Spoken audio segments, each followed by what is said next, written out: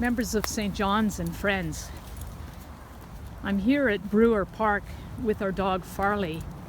We're just walking right now between the Rideau River on my right and the pond on my left. It is a glorious November afternoon. I hope that the noise of the traffic isn't too much interference, because when you're here you almost forget about the traffic over on Riverside Drive and on Bronson behind me. As I've been walking, I've been thinking about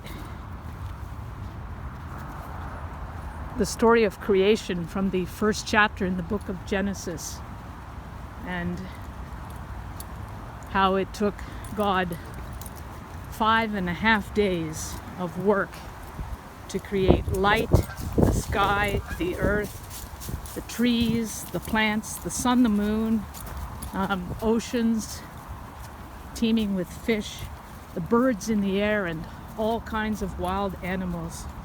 5.5 days to do all of that. And then on the second half of the 6th day, God creates humanity. So we're 1/12 of God's work of creation. And I've just been wondering what it might be like if we saw ourselves in the same proportion to God's work of creation. I wonder how the world would be different today.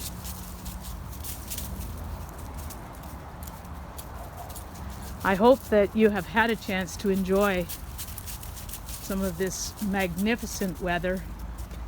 Would that we could bottle some of it up so that we could enjoy it on those frigid days in January and February. May God be with you, and we'll see you again next week. Take care. Bye for now.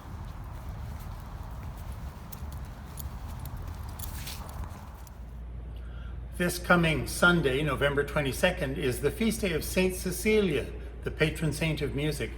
And it's also the day that we celebrate as Canada Music Day.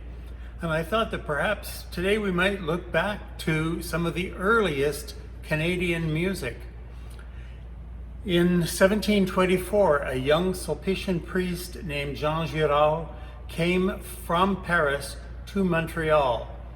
And he brought with him a book of organ music, and including some blank pages at the back, and none of it has identified the composer or anything. But he brought this book with him so that he could play it during Mass. The book subsequently ended up in the bottom of a library pile until 1979, only 40 years ago, when it was discovered by the musicologist Elisabeth Gallat-Morin. She did a transcription of it and wrote it out, and has made it really her life's work to make this book of music known. I'd like to play for you a few movements from the Livre d'Orgue de Montréal.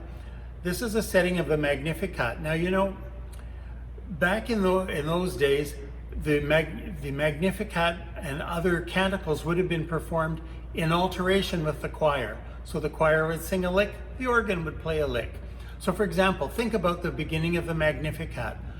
My soul magnifies the Lord, and my spirit rejoices in God my Savior. So the choir would sing, my soul magnifies the Lord, and then the organ would play something to represent, my spirit rejoices in God my Savior. And the piece would be performed in alternatum.